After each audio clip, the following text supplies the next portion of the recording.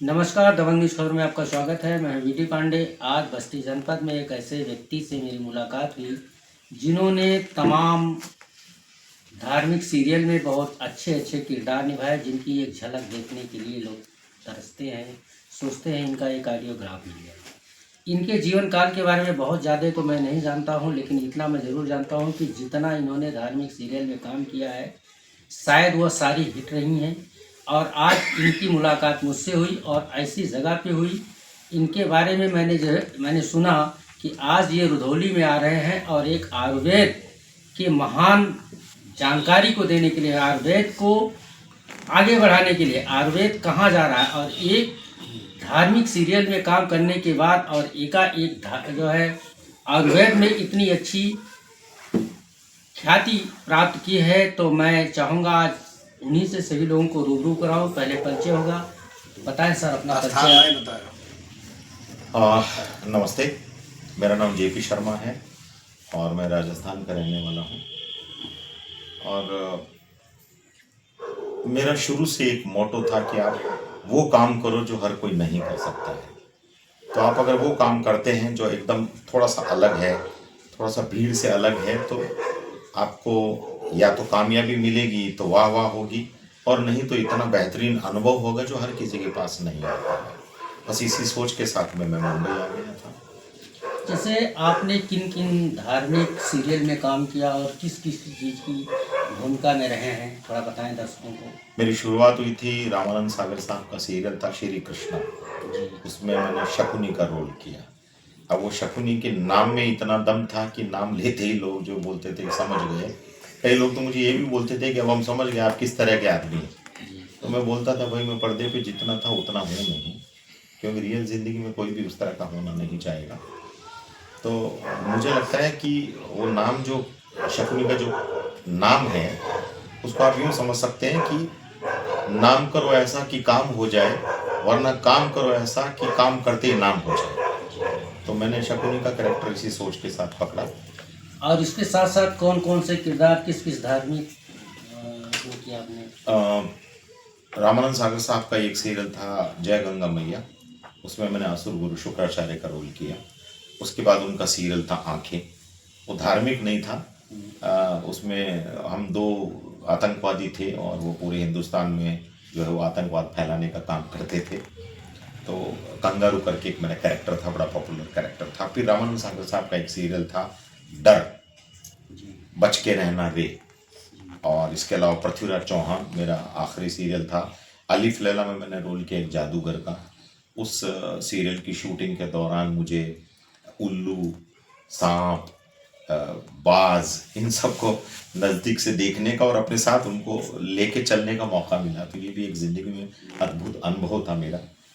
और इसके अलावा एक और सीरियल था मेरा साईं बाबा तेरे हज़ारों हाथ, जो स्टार प्लस पे आता था। और बेंगलुरु का एक सीरियल था टिम्बारूचा, मेरी बेंगलुरु में शूटिंग हुआ करती थी और हर एपिसोड में अलग अलग कहानियाँ होती थी और मैं हर कहानी में अलग अलग कैरेक्टर करता था। एक गुजराती फिल्म की मैंने मोटा करनी लाज, बड़ा अच्छा रोल था मेरा। और एक हिंदी फिल्म थी वीर सावरकर, ये जो अभी आई वो नहीं, उससे पहले वाली।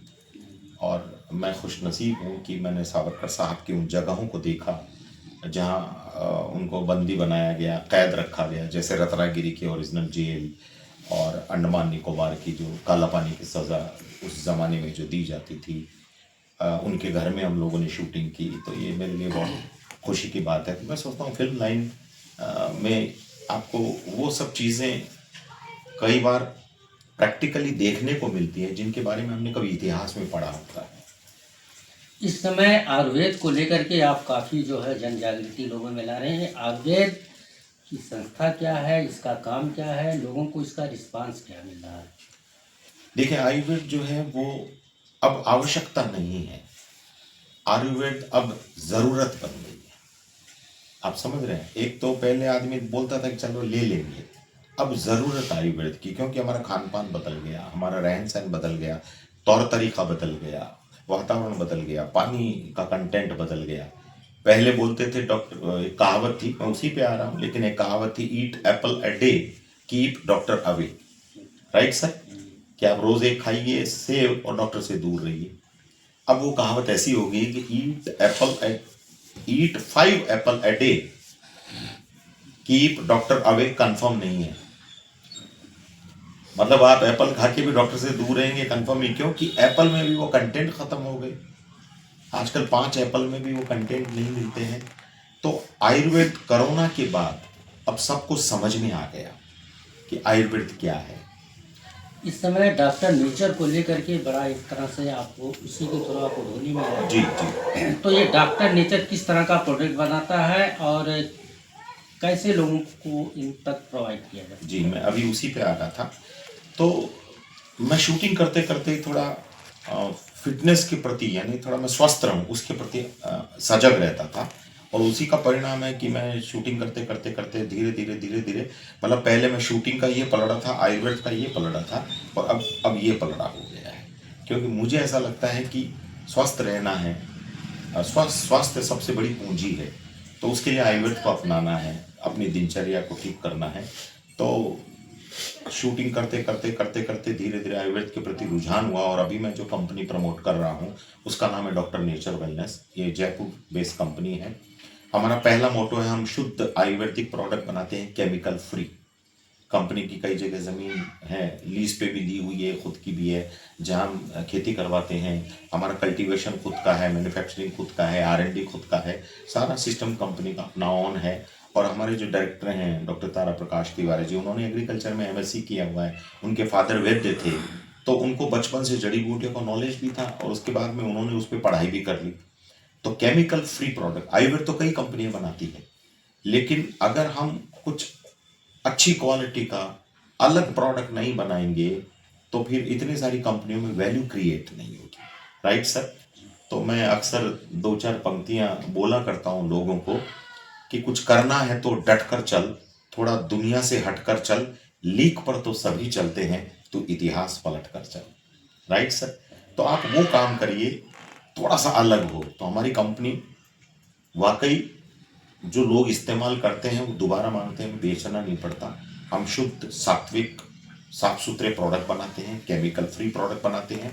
और हमारा मोटो ये रहता है कि आदमी को स्वास्थ्य का लाभ दो, बाकी का लाभ तो अपने आप हो जाएगा। सर, इस समय अगर देखा जाए तो इस समय जो सबसे ज़्यादा रोग देखने को मिल रहा है, जिससे लोग ज़्यादा त्रस्त हैं, वो जैसे शुगर है, हाँ जो है BP की परेशानियां हैं, तमाम इस समय ठंडक का मौसम आ रहा है तो तमाम त्वचा से संबंधित तो इन सब के लिए आपके आयुर्वेद को किस तरह से लिया जाए और इसका उपयोग कैसे हो?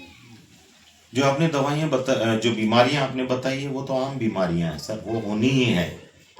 हमारे लिए बहुत दुर्भाग्य की बात है कि पूरा भारत जो है, पूरे वर्ल्ड में डायबिटीज़ का राजधानी बोला जाता है। ठीक है सर?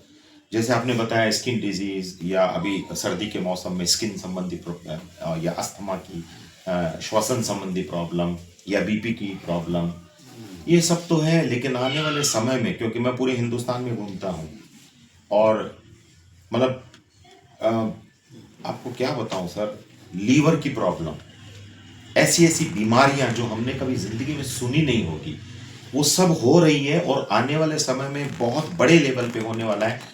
मैं कोई भविष्यवक्ता नहीं हूँ, लेकिन इसका छोटा सा कारण ये है कि हमारा खान पान बदल गया, हर जगह केमिकल आ गया, रहन सहन, तौर तरीका, आदमी की पूरी दिनचर्या ही बदल गई है। सर, शुगर के लिए आपके यहाँ क्या है या कितना प्रभावी है? तो हम एक से बढ़कर एक प्रोडक्ट तैयार कर रहे हैं, जिसमें हमारा सबसे ज़्यादा बिकने वाला प्रोडक्ट डायबिटीज़ वाला है, शुगर बैलेंस जूस और शुगर बैलेंस टैबलेट। क्योंकि भारत में हर चौथा आदमी डायबिटीज़ का शिकार है सर। और आयुर्वेद में ही वो दम है कि वो बीमारी को जड़ से ख़त्म कर सकता है। अदरवाइज किसी दवाई में रोका जा सकता है, ख़त्म नहीं किया जा सकता। बट आयुर्वेद जड़ पे प्रहार करता है। थोड़ा समय तो लगता है, लेकिन बहुत बढ़िया रिजल्ट आता है। और अगर आदमी उस दवाई के साथ अपने आप की खुद की मेहनत करे तो फिर वो डायबिटीज़ को रिवर्स कर सकता है सर। आपने इतना समय दिया हमको, इसके लिए आपको बहुत बहुत धन्यवाद। Thank you. आपका भी बहुत बहुत धन्यवाद सर। Thank you.